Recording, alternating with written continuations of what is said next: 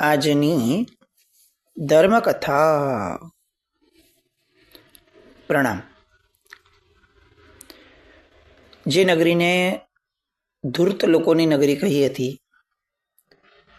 એ નગરીમાં રત્નપાળ માટેના અનુભવો એ કંઈક આશ્ચર્યજનક જઈ રહ્યા હતા. હજી તેણે દ્વીપ પર પગ મૂક્યો છે ને માંડ કેટલાક દિવસ અને કલાક થયા હશે, અને અચાનક જ આ ઘોડીસવારો આવી અને એને વાત કરી ગયા. રત્નપાળે એમને પ્રત્યુત્તર આપ્યો કે મારી આગળ બંને ઔષધિઓ છે, અને તરત જ એ લોકો પહોંચ્યા રાજમહેલ. રાજા આનંદિત થયો સમાચાર સાંભળીને, મંત્રીને બોલાવ્યો. મંત્રીને પણ એમ થયું કે ઓહો, છેલ્લા કેટલાય સમયથી જે પ્રશ્ન સતાવી રહ્યો હતો આખા રાજ્યને, રાજાની નેત્ર બીમારીનો, એ હવે સંતુષ્ટ થવા જઈ રહ્યો છે. એટલે એમને પણ એમ થયું કે આ તો મોટો પ્રસંગ કહેવાય, આનો ઉત્સવ કરવો જોઈએ. રાજાનું પણ માનવું એમ થયું કે જો આટલા વખતથી જેની રાહ જોઈ રહ્યા હતા, અગર એ ઔષધિઓ મને મળી રહી હોય તો એનું સામયું કરીને એને રાખવી જોઈએ, એની શોભાયાત્રા નીકળવી જોઈએ નગરીમાંથી. રાજાની ઈચ્છાનો મંત્રીઓએ તરત અમલ કરવાનો શરૂ કર્યો,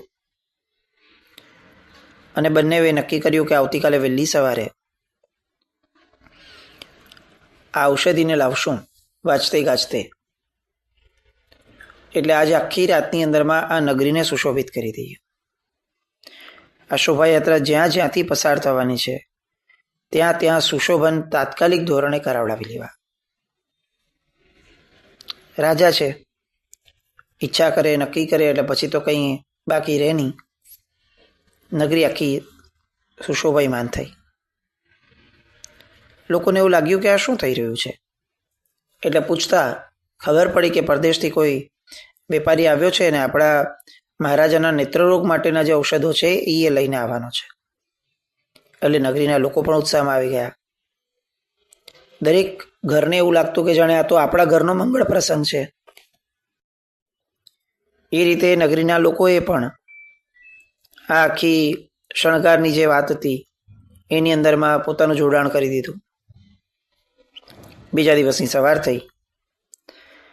નગરીના રાજમાર્ગ અનેક રંગી ધજા પતાકાઓ વગેરેથી શરણાઈ રહ્યા હતા. મુખ્ય તોરણ દ્વાર બાંધવામાં આવ્યું.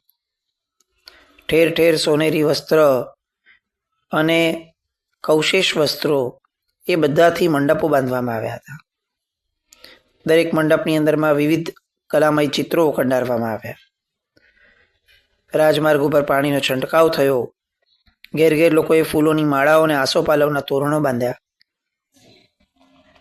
શોભાયાત્રા નિહાળવા ચારે બાજુએ વ્યક્તિઓ ગોઠવાઈ ગયા હતા.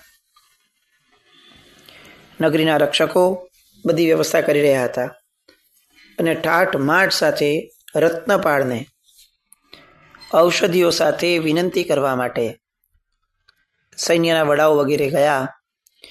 તે ઔષધિઓ લેવડાવી એની પાસેથી રત્નપાળને પણ સાથે રાખ્યો, અને દિવસના પ્રથમ પ્રહરની પ્રથમ ઘટિકા શરૂ થઈ એટલે ઠાઠમાઠ સાથે રત્નપાળની પણ શોભાયાત્રા નીકળી. આગળ વાદ્ય મંડળી, શરણાઈ, ભેરી, તુરી વગેરે વાદ્યો, એ પછી નગરીના અગ્રણીઓ, શ્રેષ્ઠીઓ આ બધા શોભાયાત્રામાં જોડાયા હતા. રત્નપાળનો ખુલ્લો રથ અને એની પાછળ પ્રજા. આનંદ, ઉલ્લાસ, હર્ષ, ઉમંગ બધું છવાયેલું હતું. એક પછી એક માર્ગ પરથી આગળ વધતી વધતી એ શોભાયાત્રા એ રાજમહેલ સુધી પહોંચી. આ આખી શોભાયાત્રા દરમિયાન રત્નપાળના મનની અંદરમાં એવો વિચાર ચાલતો હતો કે આ શું છે, આ કયું પ્રકારનું ભાગ્ય કહેવાય. પોતે તો જે નીકળ્યો છે દેવું ચૂકવવા, અને આ દ્વીપ પર કેટલાક કલાકો ને કેટલાક દિવસોનું રોકાણ કરી અને પાણી, મીઠું પાણી વગેરે લઈ અને સામાન્યતઃ સાવધાનીપૂર્વક વેપાર કરવાની વાત હતી. આ ભાગ્ય ક્યાંથી ક્યાં લઈ જાય છે. આ બાજુ નગરીના લોકો વિચાર કરી રહ્યા છે કે આવો રૂપાળો, આવો ગુણિયલ, દેખતા જ આમ મનને ઠારે એવો સરસ મજાનો આ યુવાન, આ વેપારીએ વિચાર્યું પણ નહીં હોય કે અહીંયા શેની માટે આવ્યો છે. વેપાર માટે આવેલો આ વેપારી એ અત્યારે કઈ દિશા તરફ જઈ રહ્યો છે એની એને કલ્પના પણ નહીં હોય. પણ બધાને આનંદ હતો. અને આમને આમ આ શોભાયાત્રા એ રાજ્યસભા સુધી પહોંચી. શોભાયાત્રા વિખેરાઈ. રાજ્યસભામાં લોકોએ પોતપોતાનું યોગ્ય સ્થાન મેળવ્યું. એક મંત્રીએ રત્નપાળનો પ્રવેશ કરાવડાવ્યો અને અગ્રસ્થાનમાં એને બેસાડવા માટે સ્થાન આપ્યું. હજી મહારાજા કૃષ્ણાનંદ આવ્યા નહોતા. કૃષ્ણાનંદના આગમનની પ્રતીક્ષા થઈ રહી હતી. ધીરજનો અંત આવ્યો. દ્વારપાળે છડી પોકારી અને સૌ પોતપોતાની જગ્યા પર ઊભા થયા. મહારાજા, મહાદેવી આ બંને રાજસભાના મંડપની અંદરમાં પધાર્યા. બધાએ જયનાદ કર્યો. વાતાવરણમાં પ્રસન્નતાનો સ્મિત જાણે ફરકી ગયું હોય એવું વાતાવરણ થયું. આસન ગ્રહણ કર્યા રાજા અને રાણીએ અને રાજપુરોહિતે સ્વસ્તિ વાંચન શરૂ કર્યું. વાદ્યકારો બહુ ધીમા સ્વરે મંગળસુરો એ વાતાવરણની અંદરમાં રેલાવતા હતા. ભાટચારણોએ બિરધાવલી ગાવાની શરૂ કરી. સભાનું પ્રાથમિક કાર્ય પૂરું થયું. હવે મહામંત્રીએ આ આખી વાત જે છે એની વિગત કરવાની શરૂ કરી. મહારાજા ધીરાજ, રાણીબા અને સર્વ સભાજનો, આ વિદેશી રત્નપાળે ગઈકાલે જ આપણી નગરીમાં વેપાર અર્થે પ્રવેશ કર્યો હતો. આપ જાણો છો કે આપણે મહારાજા નેત્રરોગથી પીડાય છે. આ રોગ એવો છે કે જે લાંબે ગાળે અંધાપો કલાવે. એટલે બધા જ માંત્રિકો, વૈદ્યો બધા પ્રયત્ન કરતા હતા. એક વૈદ્ય થોડા દિવસ પહેલા એવું સૂચન કર્યું હતું કે દાડીમ અને દાવડીના ફૂલ જો મળી જાય તો આ નેત્રરોગ દૂર થાય. આપણો અથાગ પ્રયત્ન થયો પણ આપણને એમાં સફળતા ન મળી. અને ગઈકાલે આ વેપારી જે આવ્યો એનો સંપર્ક કર્યો તો એણે એમ કહ્યું કે હું તો લાવ્યો છું, બંને ઔષધિઓ છે મારી પાસે અને અત્યારે એમનું ભવ્ય રીતે સ્વાગત કરીને આપણે લાવ્યા છીએ. સૌ પ્રથમ એમનું સન્માન મહારાજા કરશે અને ત્યારબાદ એ ઔષધિ જે છે એ મહારાજાના હાથની અંદરમાં રત્નપાળ સ્વયં આપશે. રત્નપાળ એમની બેઠક પરથી ઊભા થયા કે ચોખ્ખી જ ભરાયેલી રાજસભાએ એમનો જયનાદ કર્યો. રત્નપાળ મહારાજાની પાસે આવ્યો. મહારાજા સિંહાસન પરથી ઊભા થયા અને એક અમૂલ્ય રત્નોની માળા પહેરાવી. ઉપહારનો થાળ જે તૈયાર હતો એ અર્પણ કર્યો. રત્નપાળે એ ભેટનો સ્વીકાર કર્યો અને હવે આ બધા બહુમાનો થયા રત્નો, ઝવેરાતો, વસ્ત્રો વગેરે દ્વારા. એ પછીથી રત્નપાળનું એ ઔષધિ આપવાનું થયું મહારાજાના હાથમાં. તરત જ પોતાના ઉપચાર કરતા વૈદને મહારાજાએ બોલાવ્યા. વિદ્વાન વૈદ આગળ આવ્યા. એ ઔષધિઓનો ખરલ કર્યો. બંનેનો રસ બંનેનો કાઢ્યો.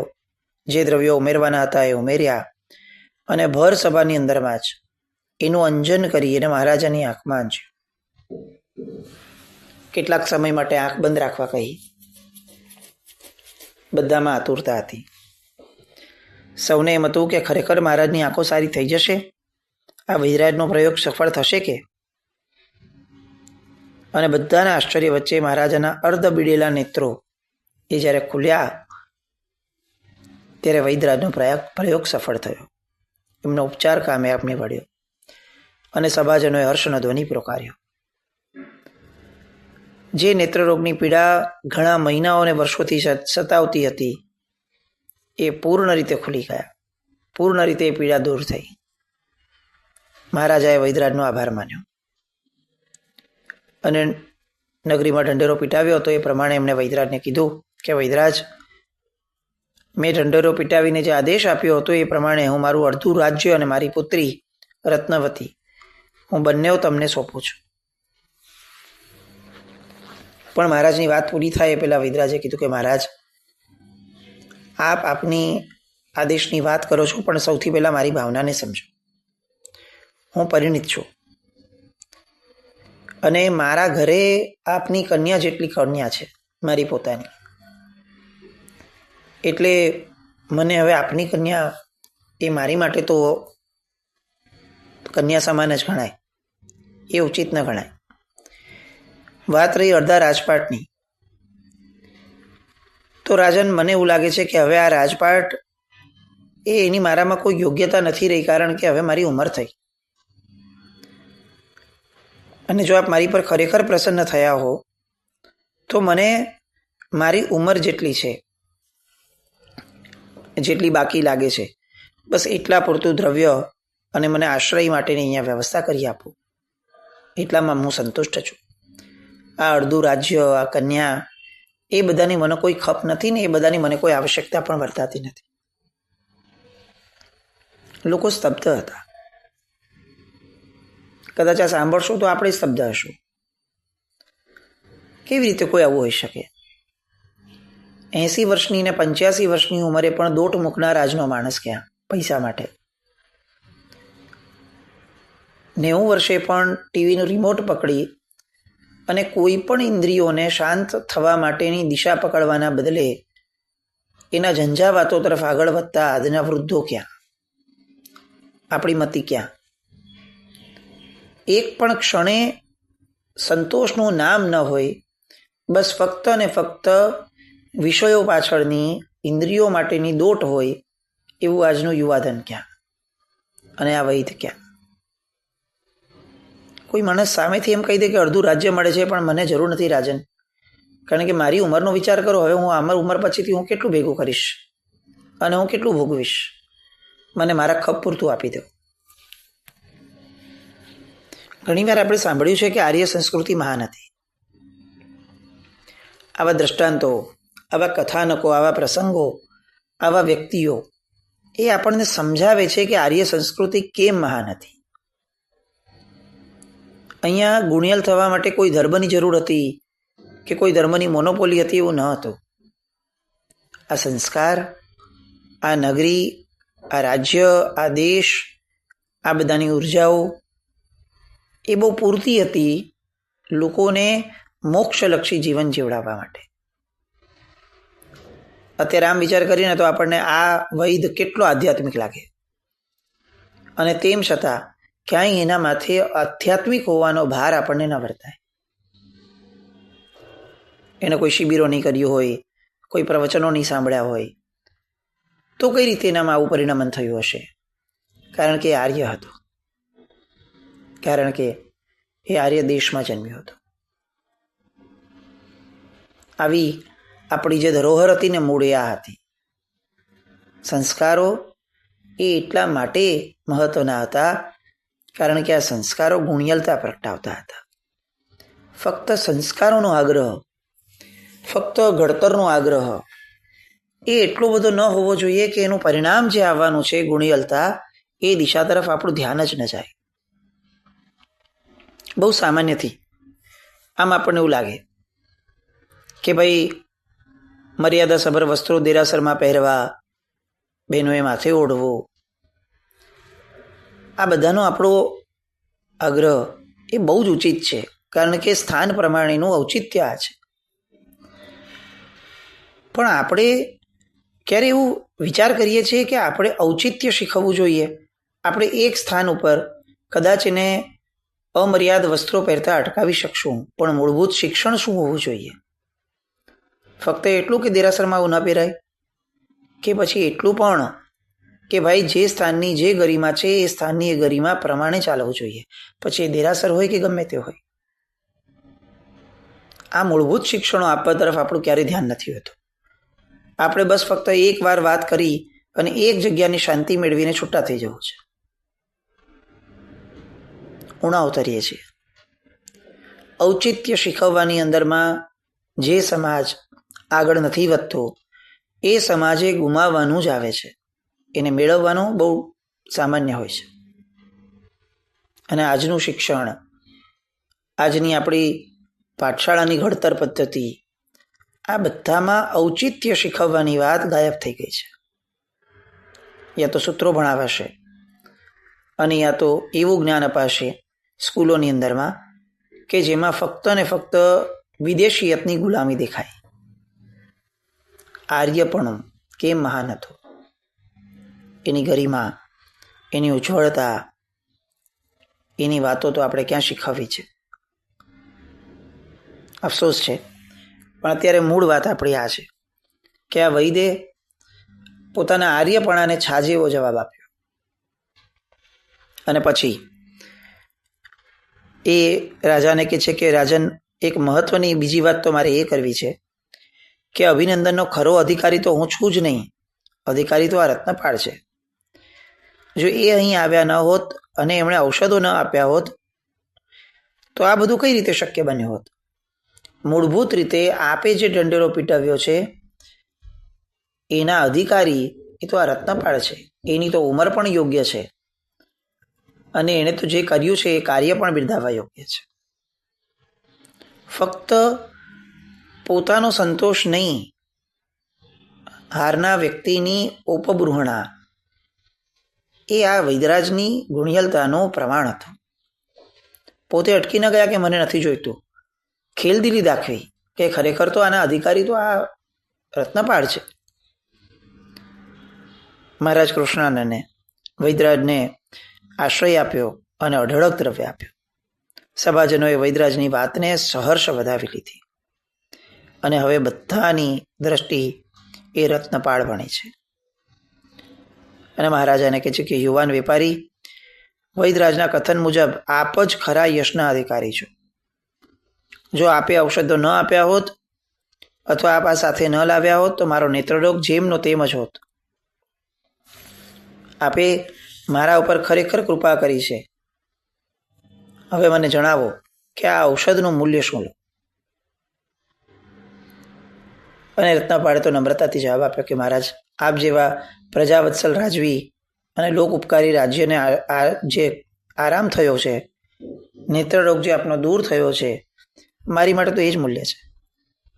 હું આપના કષ્ટમાં સહાયક બની શક્યો, આપનું કષ્ટ દૂર થયું, એનાથી વધુ શું મૂલ્ય હોય. એટલે આપણી મારા પ્રત્યેની ઉદાર ભાવના એ જ મારા મૂલ્ય સમાન છે. મને એથી વિશેષ કંઈ નથી જોઈતું.